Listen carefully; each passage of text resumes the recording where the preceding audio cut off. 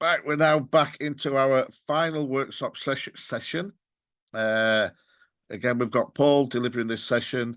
It's an introduction for those new to supply teaching or within the last few years that's new to it. So I'm going to hand straight over to you, Paul. Thank you, Wayne. Yeah, so this was something that I've met and engaged with a number of people at various events, and a number of them were saying they might be new to supply. And I did say to them, well, if you're coming to the next supply event, well, please do, and we'll go through that for those of you who may be new. So I appreciate for some of you, this may be the point at which you decide you're going to drop out because you've been doing supply for a while, you're well versed in it, you know what goes on. But for others, obviously, do feel free to stay, and we'll go through what people need to be aware of in terms of how it all operates. Thanks, Hilary. Have a good rest of the day. What I will say before people go, that all the PowerPoints are now on the app for you to download, and they are going to be turned into PDF versions to put onto the website. So everything that's been done today, you will be able to access. Thank you, Wayne. Yeah.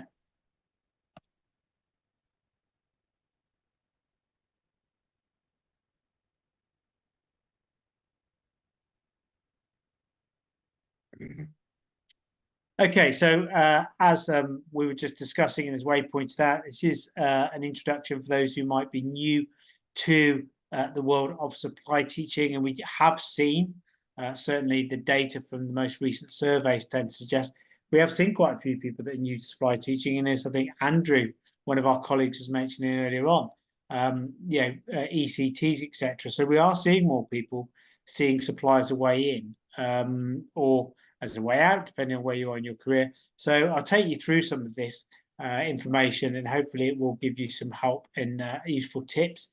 It is primarily going to be aimed at England and Wales. However, we will cover the arrangements in Scotland and Northern Ireland.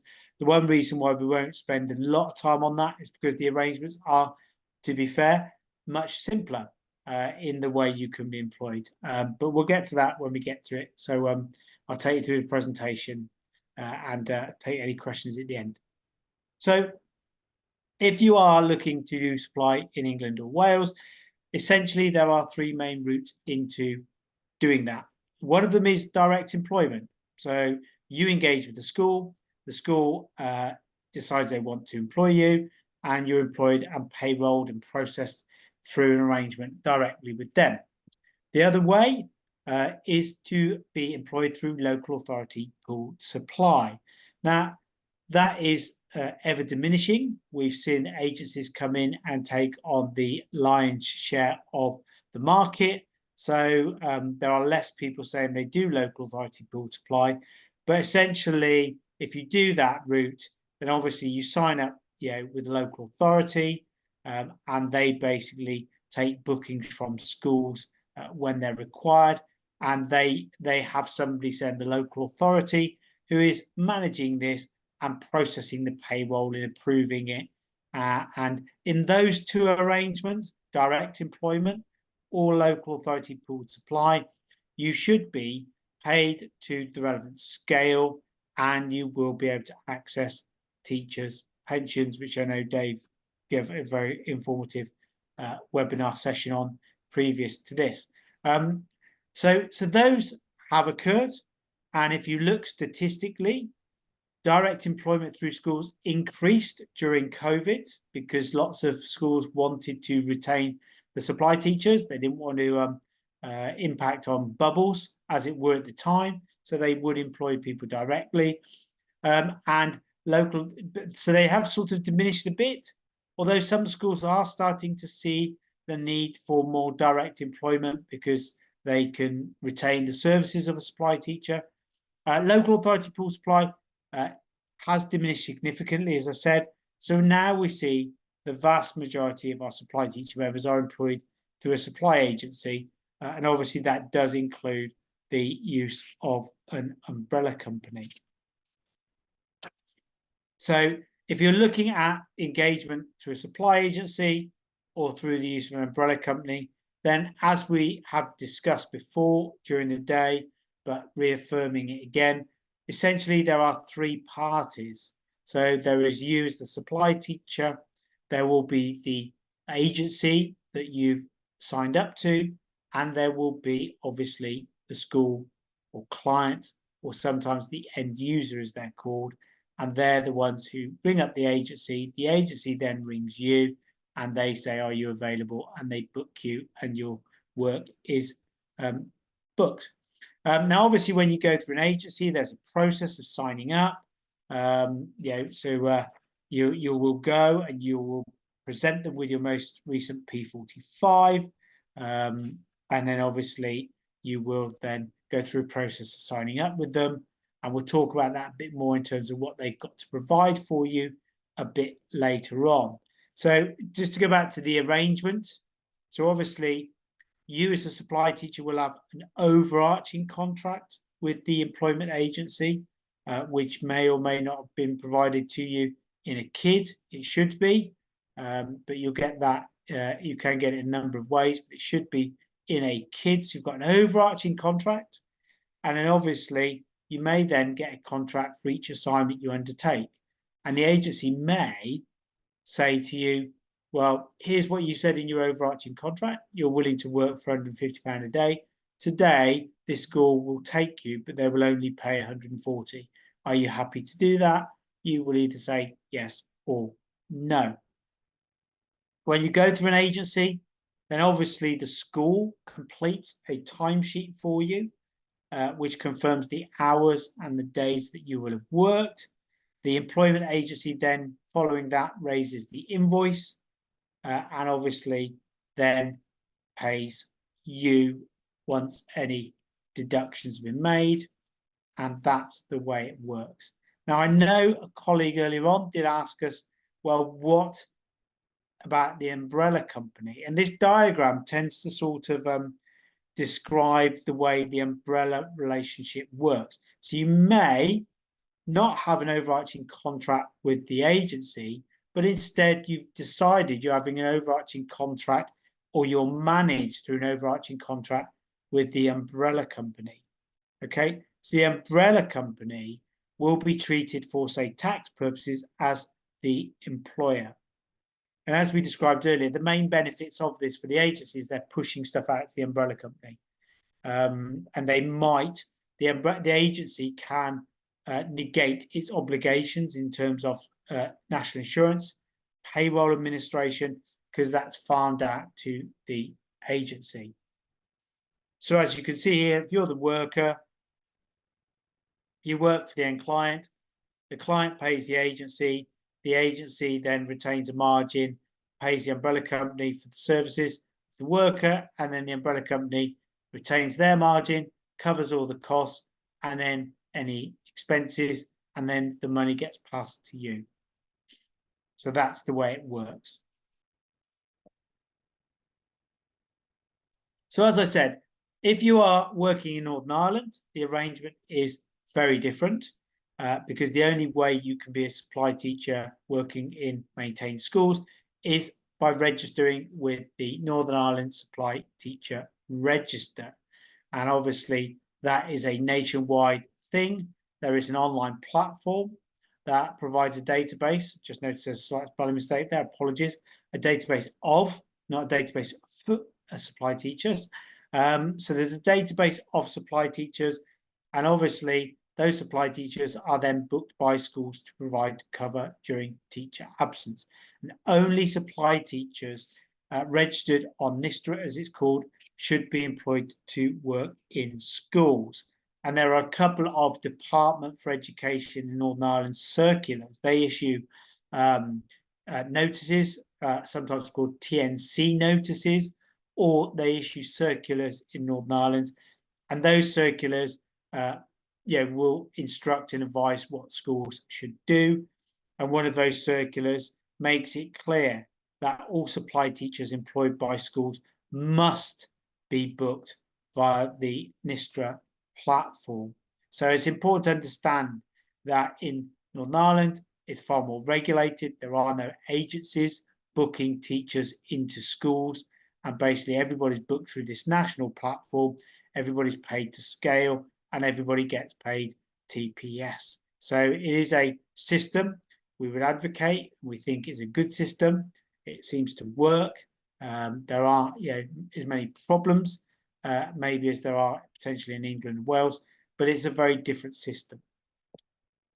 And obviously in Scotland, local authorities engage supply teachers through the local authorities, and when they do engage them, they are covered by the Scottish Negotiating Committee for Teachers' Terms and Conditions. There is this distinction between short and long-term supply arrangements, short-term being 2 days or less, long-term assignments, therefore 2 days or more, have to be booked through sort of fixed-term contracts. Some local authorities are now using a platform called Teacher Booker, which is something that's looking to be developed also in Wales. And that is a technology platform where basically schools in local authorities would put online what their requirements are, and people then are booked through that system. It's still local authorities and it's still paid to scale, etc. So again, in comparison to England and Wales, the systems in both Northern Ireland and Scotland are seen as preferential. And the reason for that is because if you look at England and Wales, there are no national terms and conditions. So basically, if you're employed through an agency, there are no sort of national pay and conditions for you. The only exception in Wales is if an agency works off the framework in Wales, they must pay a minimum of M2. So they have to pay whatever the minimum of M2 is. That's the minimum. So that's the only condition. But otherwise, there are no national pay and conditions for supply teachers when employed by agencies. So agencies are free to pay you what they think the going rate is. And obviously the agencies will want to have an element of commission, because that's how essentially they're making money. They're making money by supplying you and charging a fee that's higher than what you get paid to the school. Okay, so the amount the school pays is obviously greater than the amount that you would get when undertaking supply work. And sometimes the schools don't appreciate that, don't recognise that, and are quite ignorant of it. They don't understand. Now, if you're looking at what the average commission is, the average commission is probably looking at about 38%, or equivalent of about £51 per assignment. So every time you're supplied, the school is being charged an additional £51 to use the agency to supply you. So obviously that is an issue, and that's partly why we see quite reduced rates of pay, because they want to retain their margin, they want to retain the money they keep.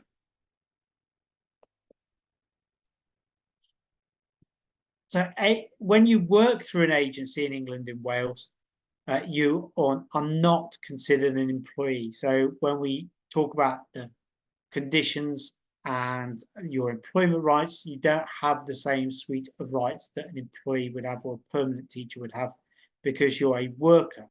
So you're covered by some legislation, you're entitled to certain things, you're not entitled to everything.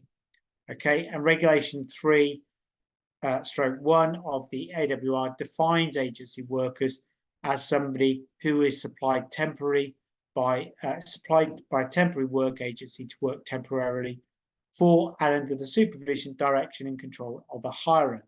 So when you go to a school, you've been supplied by the agency to do some temporary work, and that would be under the supervision, direction and control of the school.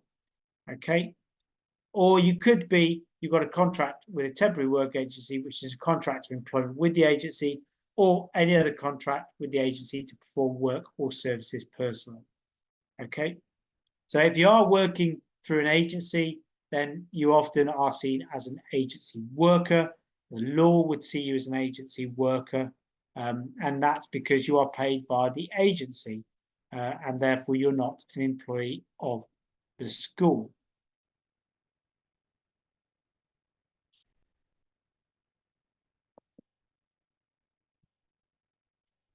So the hirer essentially is the person or entity through whom you've been asked to work. So the hirer is the school or the end user or client.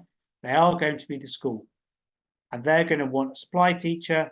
They're going to call the agency. The agency then asks if you're available. You're available. You're booked. You go and undertake the work. Now, the hirer will depend on the employment circumstances of each case.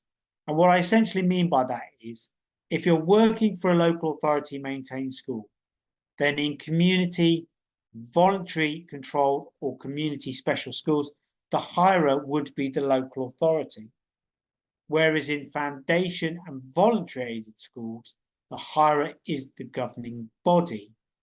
If you're working as a supply teacher in an independent school, then the employer may be the governing body or board, trustees, or the proprietor.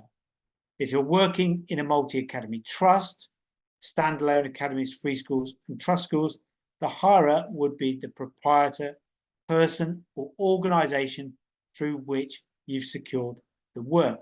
So if you're working in a multi-academy trust, you work in lots of multi-academy trusts, then the employer, that lots of schools they have, then the employer is that same multi-academy trust. Okay, and that can benefit members in terms of regulations around the agency workers regulations and the right to equal pay, because it might mean you've got that quite quickly because you're working different days for the same employer in essence, because they're paying you, the agency is being paid through that same MAT, and you're working for their different schools. Okay. So when looking to engage in supply work, whether directly, whether through local authorities pooled supply, or through an agency or an umbrella company, there are some tips that the union would recommend. So obvious one, do some background research, particularly on the agencies. Maybe there's people who are here today.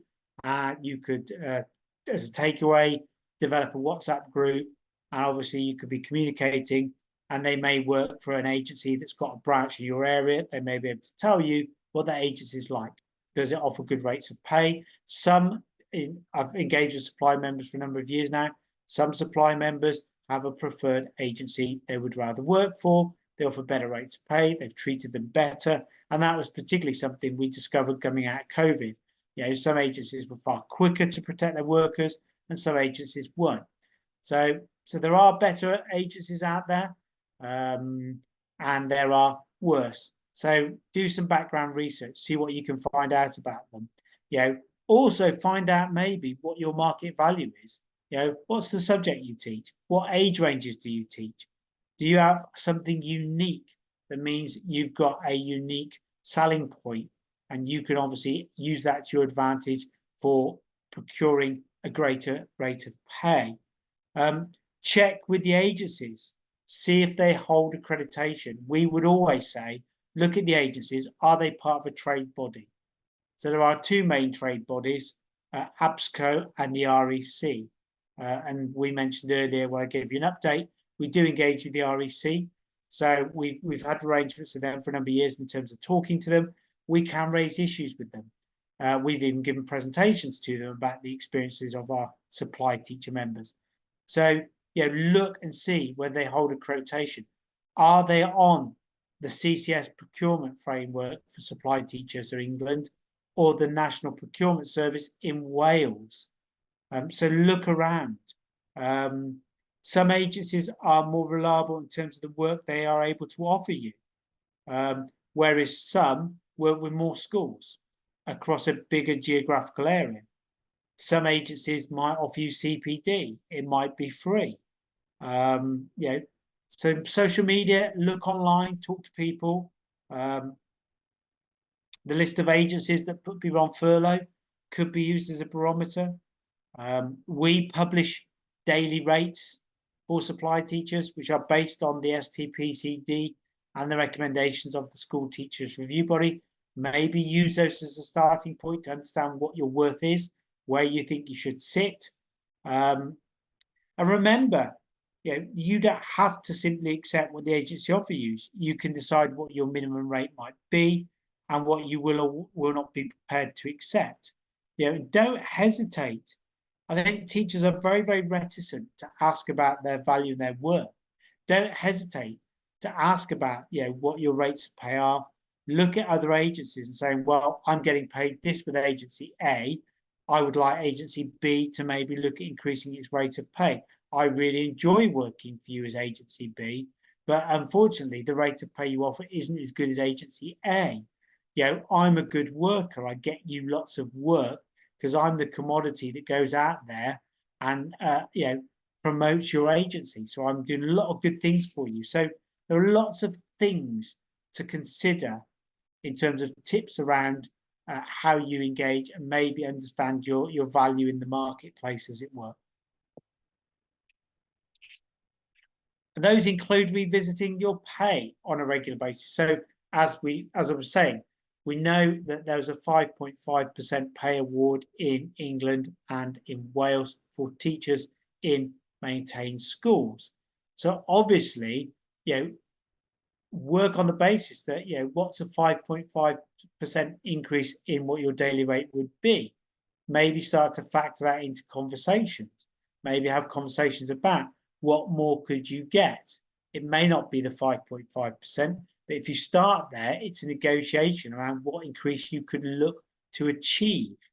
And remember, agencies charge a commission, so there may be flexibility in the charge rate to uplift your daily rate of pay. And gradually over time, you could consider cutting out the agencies altogether and working directly for the schools. Look at what your feedback is. Ask schools to give you feedback. If your feedback's positive, then make sure that is something that they are aware of. If you're regularly getting asked back, then obviously that's a sign you're doing a good job. And supply teachers are a commodity that there aren't a lot of you around. So if there aren't as many of you around, then obviously you're getting repeat work.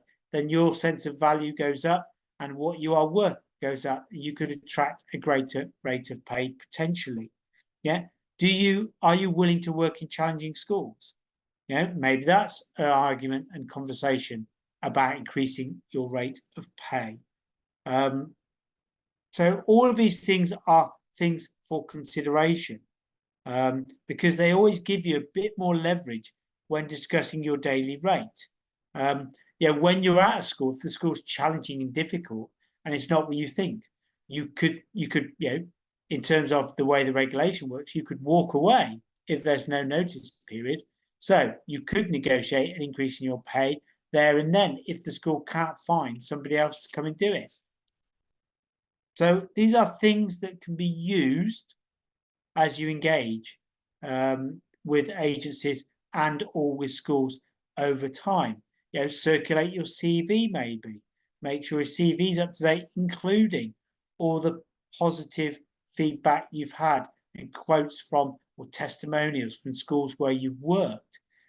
Because that, again, is a way of attracting a premium from some schools and or agencies.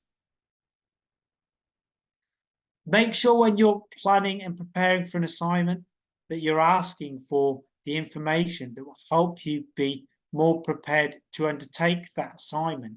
So irrespective of how you're engaged, make sure the school is providing you with as much information as possible. This is not a limited amount.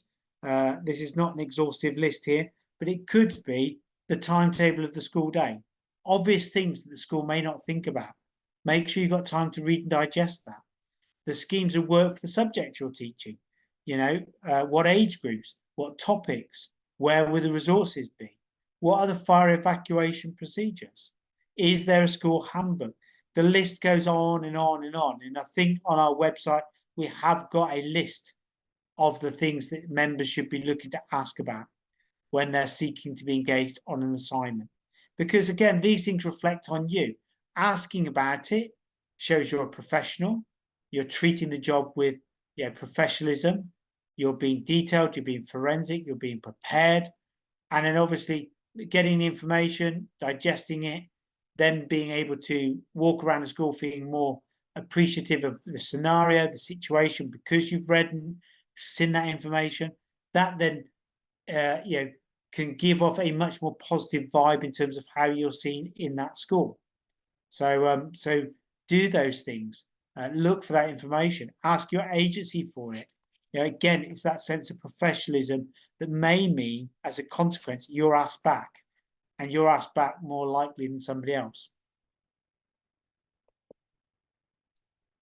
Now, obviously, there may be, as we discussed throughout the day, some of you who are on the Early Careers Framework, and you can undertake supply if you're on the Early Careers Framework for up to 5 years from the award of QTS. Now, short-term supply work is seen as placements of less than 1 term. So it wouldn't count towards your induction if it is a less than 1 term or roughly about 3 months. It doesn't count. You can do it, but it isn't going to count towards your induction. If it's going to be longer, then obviously you will have that period counted as part of your induction. And if you are going to be inducted and you are going through the induction period when you're undertaking supply work, then obviously the head teacher, school principal, or school in general, or the agency is responsible for ensuring that you are inducted properly and there's a program in place. And if you are going to be undergoing the induction process as a supply teacher, that includes a reduced timetable. It includes not teaching outside the age range or subject you've been trained to teach in. It includes access to and experience of the planning procedures used by others, a mentor, not teaching classes that routinely are challenging or have challenging discipline problems, receiving feedback.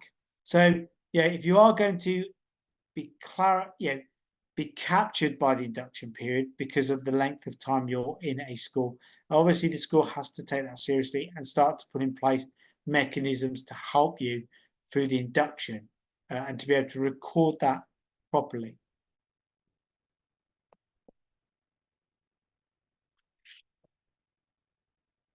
So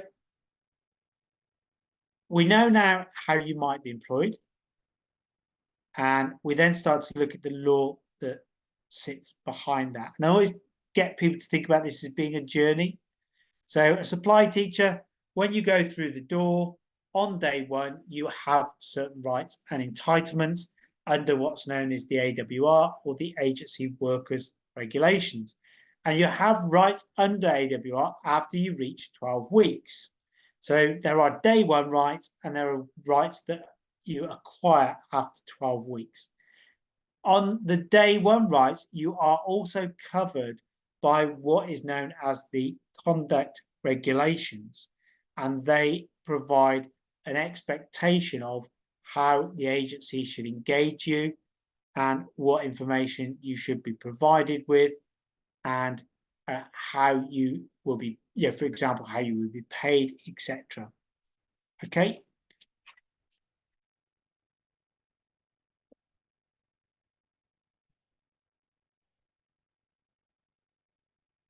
So, as I said, the conduct regs, as they're abbreviated, because they're a bit of a mouthful, technically it's the Conduct of Employment Agencies and Employment Businesses Regulations 2003, which have been updated since then to accommodate changes in law. These regulations do outline how an agency should operate with you, and they do provide a set of minimum standards that govern the way they operate and how they should protect you as an agency worker. So there are obligations. There's an obligation in terms of what you will give them. There's also an obligation on what they will give you. Okay. So the agency must give you information about the assignment. Yeah, they must tell you they are operating as an employment business when you sign the overarching contract, etc. They must identify the type of work that they are seeking for you. And that's very important because quite a lot of our supply teacher members say, I went to a school, I got there, and they said they no longer needed a teacher, but they still needed cover supervisor stroke TA. They therefore didn't want to pay me the rate that I'd agreed with my agency before being supplied there. Well, if your contract with the agency says you are doing teaching work and makes no reference to cover supervisor work, unless you've been provided with a different contract, as I said, a different variation to your daily contract, they have to pay you as a teacher, have to pay you the rate you've agreed to work as a teacher. So this is very, very important. Have you agreed to a contract where they will supply you and find you work doing teaching work and cover supervisor or TA work? And that's important to understand when you sign up with an agency. The agency has to tell you what the agreed rate of pay would therefore be. Now that can vary, as I said, if you do a day supply work and they don't want to pay the rate, you might agree to be paid less. You might agree, obviously, to be paid more.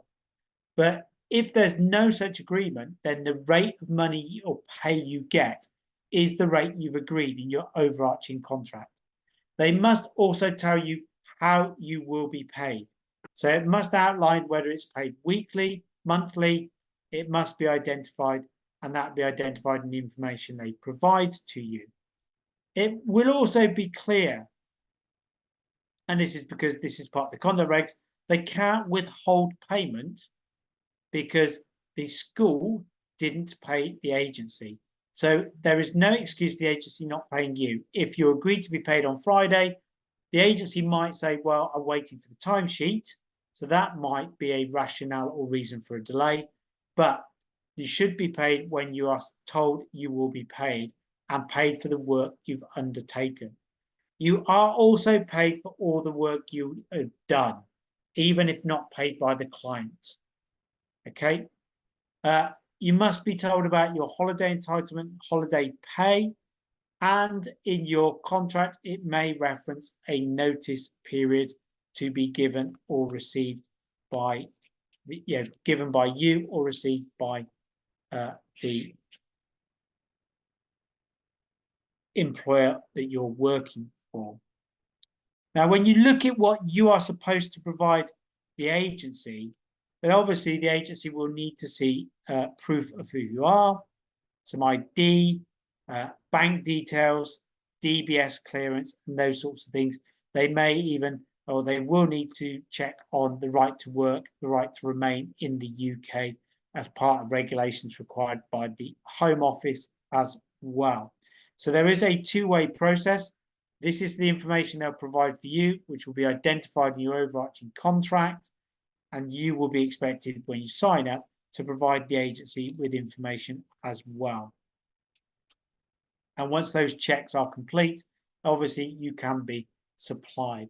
Now you are required to have had an enhanced DBS check because you are working with children, vulnerable children and vulnerable people. So because you're working with children and vulnerable people, the requirement is you will have had an enhanced DBS check. Okay, it's important to understand that. So again, the agency should tell you the relevant rate of pay, and it should be agreed with you when you register with the agency. The contract says what type of work you're doing, so you may agree different rates of pay for different types of work. So read the contract carefully. As I said, if the contract has a rate for teacher and you go to a school and do cover supervisor work, you're still paid at the rate of a teacher unless it's been agreed that you will vary that pay. So if you haven't agreed to vary it, you don't agree to that, then you are paid at the rate that you agreed with the agency. And if the school doesn't pay the agency, again, that is no excuse for the agency not to pay you. They have to pay you because they have to pay you when they are going to pay you and pay you the agreed rate they've agreed to pay. Okay, so all of this must be provided upfront and agreed in writing with you. Okay, they cannot be varied. The overarching contract you have cannot be varied unless both parties agree. So if the agency gives you a contract and then wants to change it, they've got to notify you, and there's got to be an agreement between the parties. Okay, and if you do agree to changes, then obviously they must communicate it or be communicated in writing within 5 business days. That's regulation 14 of the conduct regs. So if you do have an overarching contract, if the agency says they're going to pay you £150, you've agreed that rate. If the agency can't get work for you for that, but they can get work at £130, they would text you and say, got work, school X, tomorrow, £130 only. If you were to agree, then obviously you have agreed to that variation to your overarching contract, and that's the rate you've agreed to accept. So it's important to understand that. You could reply and say, my rate is this. And then they might say, I will find somebody else. Or you could say, because it's important to understand, this is work, and you may not have work that day. You may agree to it, and therefore you might be expected to reply back to say you've agreed. Okay.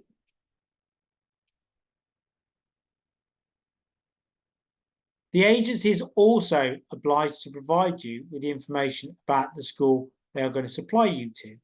So where is the assignment? How long is it? What work are you going to be asked to do? What are the hours of work? Any experience, training, qualifications that you are required to do? DBS check, any health and safety risks as well. So they are required to make sure those things are provided between you and the school, and then that relationship is formalized and you can go and work. Now, it's important to understand this information doesn't have to be in some sort of formal contract all the time. It can just be as a text or an email. That is adequate in terms of the way the law is interpreted.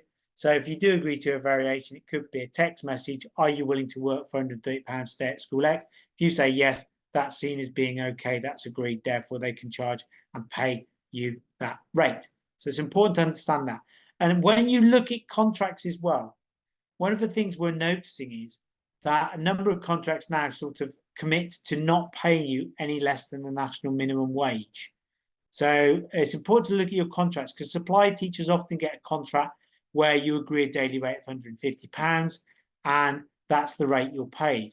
But if it says we commit to paying you no less than the national minimum wage, then obviously that could complicate things somewhat. And we are seeing this becoming more common slightly in the education sector.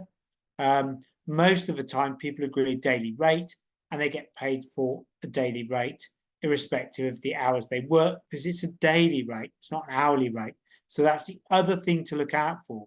Sometimes the agencies will reference an hourly rate. So it might say, we commit to paying you no less than the national minimum wage per hours you work. So if you get that contract, and this is important to understand, if you don't work for an hour in the school, you may not be paid for that hour you didn't work, because the conduct regs are very clear and explicit. They only pay the work you undertake. So if there's an hour where you're not working, then if it's an hourly rate, you may find you've lost that hour in terms of the rate of pay. So it might be the difference between paying 5 hours and 6 hours in the day. If you're on a daily rate, so again, this is a useful nugget of information, negotiate a daily rate, preferable.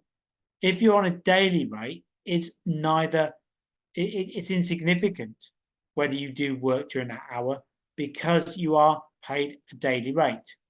But obviously, the school, if there's a free period where they can't find you some work for that hour, the school could and you should accept direction to do something else. Because ultimately, that is factored into the daily rate you receive. But it becomes even more important if they're not going to pay you for that hour, because that's an hour you didn't work. So it's really an interesting little nugget that to take away, because in other industries where they employ agency workers, you often just get asked to work for hours. So if you aren't working for 8 till 9 because there's no work, but you've been contracted there from 8 till 9, they won't pay you because obviously you're on an hourly rate. Daily rates, it tends to be less of an important factor because you are just going to get the daily rate. Okay.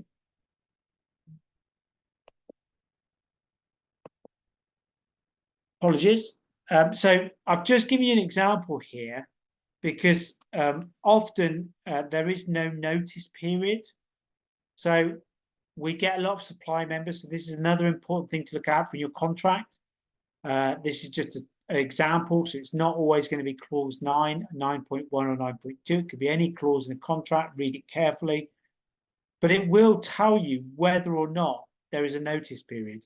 You could ask for a notice period. But if you're working ad hoc, daily supply, days here, day there, it's very unlikely you're going to get it. If you're working on long-term assignments, it might be worth putting a notice clause in so that you get some notice that they are going to maybe cancel the assignment.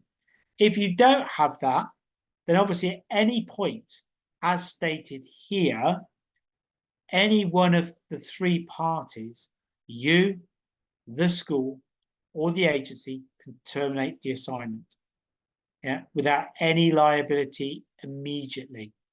So again, it's important to understand that, because we do get people who are booked to work in a school, they start work, halfway through the day, the assignment's cancelled.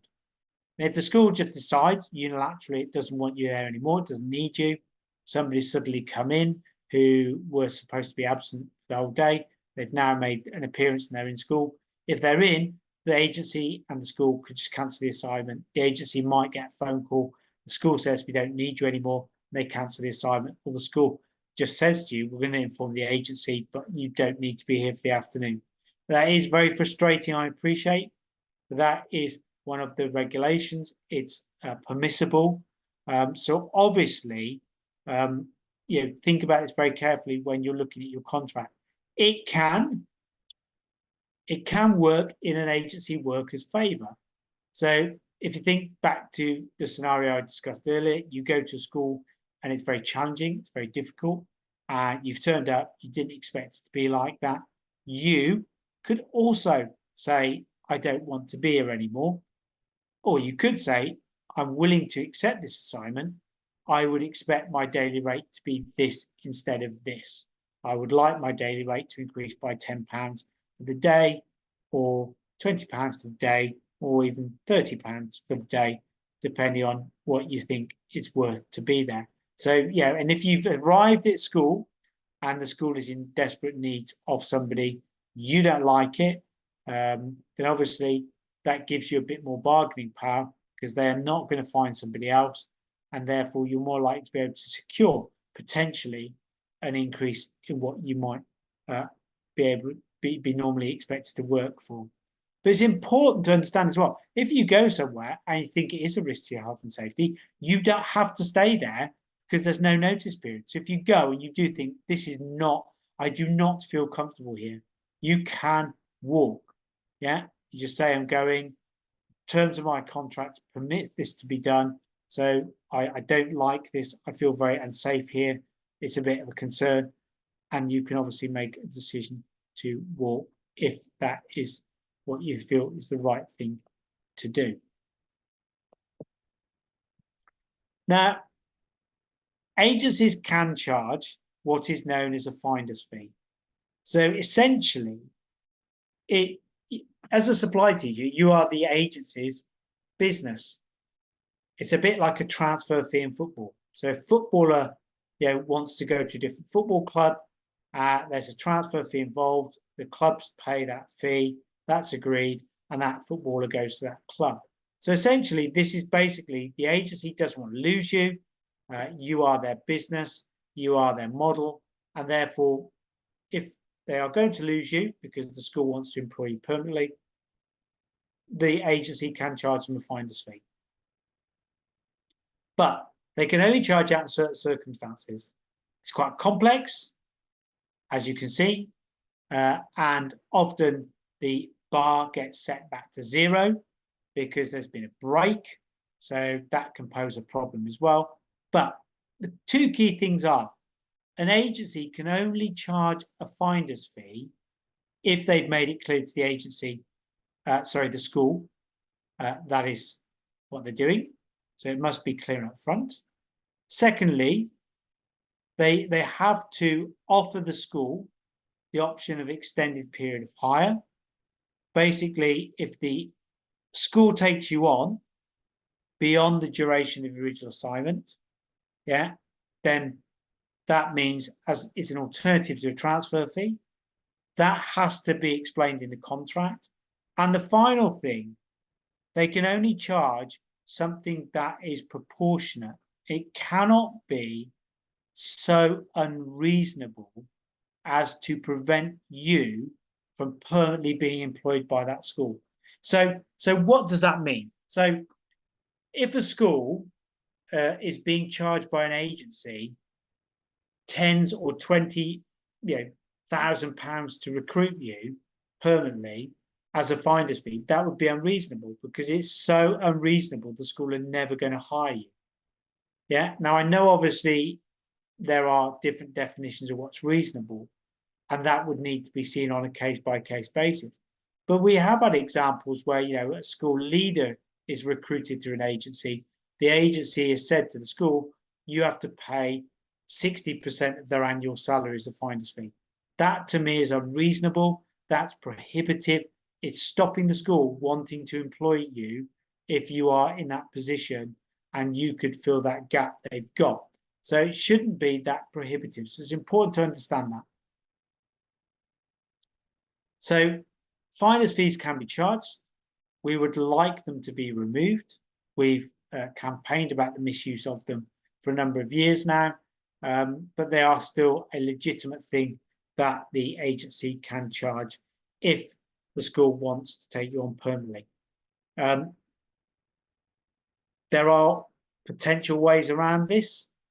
I mean, the school might hire you directly, and if the agency doesn't get informed, then obviously what would the agency do about it if they didn't know?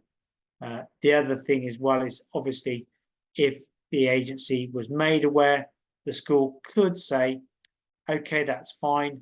I understand you could charge a finder's fee, but obviously if you decide to go down that route, I will inform the school business manager to never use you again. And I will also advise other school heads in the area not to use you as well. So the schools do have a bit of bargaining power. It's a bit naughty, dare I say, but they do have some bargaining power they could use. But unfortunately, finder's fees are a reality and they do exist. So from 2020, the 6th of April 2020, agencies were required by law to provide all agency workers with a key information document when they sign up. This was part of the government's drive to make things more transparent. There's a recognition, essentially, that things weren't very clear. Agency workers didn't know whether they were working for the agency or through an umbrella company. Agency workers didn't know what their pay would look like. Agency workers didn't know what the deductions would be. So as part of the 2017 Taylor Review and the government's response to that, which was called the Good Work Plan or Good Work Agenda, one of the outcomes of that was this introduction of a key information document. It should be succinct. It shouldn't be overly onerous. It should be quite plain in terms of how it's spelled out. And that is an attempt to drive up transparency. There will, I believe, next year be a review by law of how that's gone. And we know there are still a number of problems. We do know that quite a number of members say they're still not provided with a key information document when they sign up with an agency, which is something we want to know. If you're not provided with one, let us know. That's a breach of the regulations and we can pursue it. Okay? Because it's all about trying to make things more transparent. So it should, for example, the key information document should detail things like who's employing you? Is it an umbrella company or an agency? How are you going to be paid? What are the deductions? Statutory deductions and other deductions, by the way, because agencies can charge you for services they provide, like CPD. So if it's not in a key information document, then again, that's supposed to be detailed there. And it does go as far as saying that the information you provide should be provided with, particularly around pay, it should be reasonably realistic. So you should be able to go away and understand the money you earn or do not earn after and before deductions. So it should be reasonably realistic. And why do I say that? It is important because if an agency were to give you a generic pay slip that might apply to somebody working in construction, in nursing, and also in social care or teaching, that's not appropriate, because what you should get is a reasonably realistic pay slip for you based on what you are going to agree to be paid and the deductions and tax, etc., and all that. And at the bottom, you should see what you're going to take home.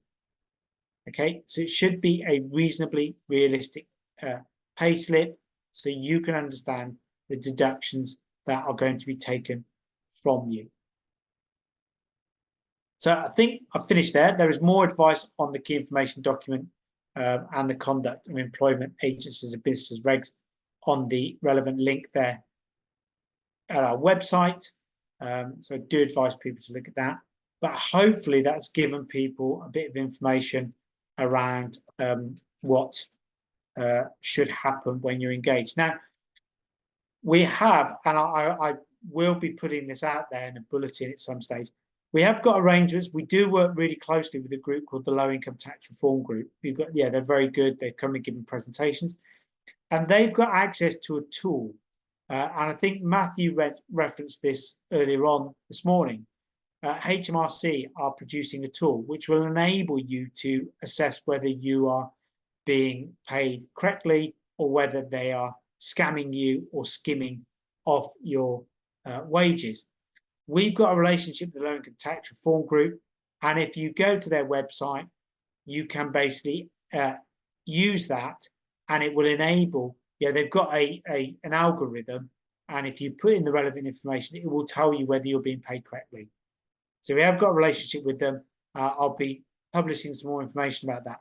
That's particularly useful for those members who feel they're working in an umbrella relationship, being paid through an umbrella company, and they're not sure whether their pay is being appropriately calculated. So it is interesting because that's produced some interesting results in terms of agencies not paying people correctly. So we have got an arrangement, and that will be coming out in due time because, they've offered us that facility. It may be available to everybody. It may not be unique to us, but they've certainly pointed us in that direction. So we'll be sending that link across to people. And they can use it if they think they're not, they're not being paid correctly, or they're not sure if they're being paid correctly. So I'll stop there. Okay. See, we've got some questions. Yeah, thanks, Paul. Hopefully some very that's helpful. quick questions, hopefully. From Tom Wolf, I'm a newly qualified teacher, completed ITT in July. I am working as a supply teacher currently. Is it normal practice for agencies to ask me what I think my daily rate is? Well, it does seem slightly unusual because normally the agencies themselves will, you've experienced this way, the agencies will often have a barometer of what they think the market rate is in their area. So the agencies will often dictate to the supply teacher what they think the rate will be that I can secure for you. That is interesting. I think what I would advise you to look at is the relevant pay scales. Divide the pay scales by 195 days you can work and see basically whether or not that is what you think your market rate is. I mean, I suppose the argument is you could use that to your advantage to say, well, I want to work for this. I do think that's unusual. Be interesting to tease out which agency that is a bit more. So if you want to come back to me via my email and stuff, that is an interesting approach. He Obviously, has it just could talk to added, your I'm an advantage. MFL teacher and there's limited supply in the area. So I say it. Well, I'd use the common phrase, more power to your elbow. Then, if there's a market shortage, and they're asking you what you think you're worth, then look to maximise the amount you could earn. Yeah. Anonymous attendee has said, how common is it for agents to develop exclusivity within schools whereby they can only get a teacher from elsewhere if the agents cannot provide a supply teacher? And I know that happens a lot. There's a lot of agencies that get a group of schools and have an agreement with them that they only take teachers from their agency, don't we? My understanding would be that probably is a breach of the regulations. Not sure which regulation it would be, but I'd have to look into that. I think certainly there's an argument that's not competitive because you're basically, and certainly you as a supply teacher can't have an exclusivity arrangement because obviously the nature of supply, you may work for or be signed up to 2 or 3 or 4 or 5 different agencies to secure work because you want to maximize the opportunity for work. So an agency can't say to you, you can only be signed up to my agency and no other. That's definitely a breach of the regulations. But if the agency have exclusivity arrangements with schools, then I think that's an interesting one. I'd like to see the paperwork on that because I think that's anti-competitive. And I think that's an interesting one. All schools, by the way, are supposed to go through some sort of tendering and procurement process if they're spending a lot of money on agency supply. So there are questions that could be asked around what the tendering process is. Why have you got an exclusivity arrangement with that agency? So those are questions. But I think that's an interesting one. I agree. I think, as Wayne said, it is something that we know happens. So maybe we need to take that away and take stock of that. Right. Andrew Tessier, will there be any change to long-term placements not counting towards ECT because they were not agreed before the placement rolled over a term, or where the school refused to sign up to a framework? He then adds, do they have to sign you up if it's term or longer? And he asked this because he's been offered this, but on the understanding I would not be put on an ECT. Well, my understanding would be that if you're working towards the induction process, then you should be put on it if it covers the relevant period. I have to say I'm not an expert on ECT. My colleague Darren Northcott is far more knowledgeable on the ECT framework because it sits with our education team at the union. So what I would ask Andrew to do, because I don't want to overpromise and underdeliver on this, I would ask Andrew to email me following today with the details. We'll look to come back with a more detailed, complete answer. And if we find that the answer is they should be doing that, then obviously we will advise Andrew on next steps in terms of challenging that. Okay, thank you if you can do that, Andrew. Anonymous attendee, if the assignment is 3 days a week and one of those days the school closes early for an open evening, can the school refuse to pay the daily rate, or can the school only pay for the hours work on that day? Anonymous attendee, you're my favourite. You come to all my events. I see you all the time. Well, I don't see you because you're anonymous. But certainly your name crops up a lot. Well, I think as with everything, whenever I get a query about any supply issues, read the contract. So what does the contract say? Does the contract say you'll pay the daily rate? If the contract says you'll pay the daily rate, there's an argument it's irrelevant what hours you work. That's the daily rate you've agreed. But the daily rate may be factored over a school day. If it says an hourly rate, it's more complicated. The answer is is likely to be that you won't be paid for the hours you didn't work. I think you'd have to have. I think a pragmatic approach would be to have a discussion with the agency about this, because obviously you've got a relationship with the agency. You agreed to go to the school. If the school closes early, but you were made aware that the assignment was 3 days, you didn't know that. The agency may not have known that. So can we come to some arrangement around this or negotiate on it? But go back to the contract and what it says. You may be able to get the daily rate, which would exclude the time the school's closed, or you may still be paid. If it's an hourly rate in your contract, it's less likely to be the case that you be paid because the regulations clearly say you're paid for the hours you work, and you did work for those hours. Yeah, two more questions. Tom Wolf, can you clarify the limitations on the number of years you can work as a supply teacher after passing ITT without having completed the 2 ECT years? Also, once I've started ECT, is there a limitation on the number of years? My understanding is with the ECT program, you can only undertake supply, short-term supply for 5 years. If starting careers in ECT through an agency in independent school counted an induction period, which designed by DFE? That's a really good question. I mean, I think the answer might be no, but anonymous attendee, that's a really good question. Again, I'll take that back to my colleague because I think that sits in their wheelhouse, as they say, in terms of the specialist answer I'd want to give you. So it's a good question. Again, similar to what I said before, if you can email Paul the information that you've got regarding that, will speak to Darren and Darren might respond back to you directly. Yeah, I will commit to give that an answer. I'll talk to Darren. I will come up with an answer on that. I mean, I think my gut instinct is, well, our independent schools are their own employer. They can do what they want. So they don't have to necessarily follow the ECT framework. So, you know, it could be the case that they've just employed you through an agency and you're not going to go anywhere near the ECT framework.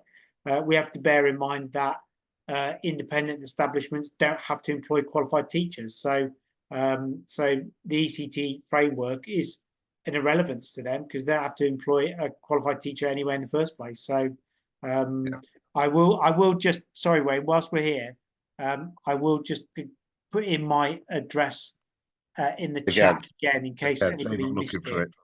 And then I will come back to the question that's outstanding. And while you're doing that, we'll make this the last question because we are just over the hour for this session. I was offered the guaranteed supply scheme through an agency where I exclusively worked for them. I had an instance there was no teaching work available, but I was offered TA work, but at £10 less as a teacher. Should they have paid me to the teacher rate? Only thing is I was afraid to turn it down as it was guaranteed work. I mean, that is the problem, Lee, isn't it? The problem is, you know, there may not be any teaching work that day. So if you're offered some work that is TA work, we as a union have got to be careful to say, we can't say to you, don't do it, because you could sue the union for suffering a financial loss because we told you not to do it. So there is this debate around, I need to put food on the table, pay my bills. So if it's TA work today, do I do it? I noticed that question's gone. I don't know if it's in the answered box, but what I think is I'd like to know a little bit more, Lee, about this guaranteed supply scheme, because I've not heard of that. So I'd like to know what that means and what sort of exclusivity you've agreed to. But essentially, as I said at the outset, if you've got an overarching contract and it says you're paid this rate for doing teaching work, then the agency has to say, I've got work here for you. It's not teaching work, it's TA work, it's less money. Would you work for that? You'd have to agree to that. Because if they don't do that, then there's no contractual variation. Remember what I said? They've got to agree these things with you if they want to vary the overarching contract. So that's why they push out daily emails or text to you, because you, by accepting that, are accepting that variation if it's less money than you have in your overarching contract. So the answer to that, Lee, would be, if they didn't do that, no, they shouldn't pay you less. If they did do that and you did agree to it, then yes, they can. So if you can email Paul regarding that guaranteed supply scheme. I'd love to know a bit more about that. Yeah. Right, we will stop it there. We're 2 hour time, just slightly over this hour. So thank you for all your attendance today, giving up your Saturday online especially. Please fill in the evaluation forms, especially the bit about anything you would like to see on future conferences, and also anything that you as a supply teacher think that the union should be speaking to the government about on your behalf. So thank you for the time you've taken. Thank you for everybody that spoke today, especially you, Paul. You've done 3 or 4 sessions now, so it's very much appreciated. Thanks to the team at the back, Tara and Kaylee, for making sure everything worked to plan. And have the rest of your day. Have a good day. Thank you. Bye.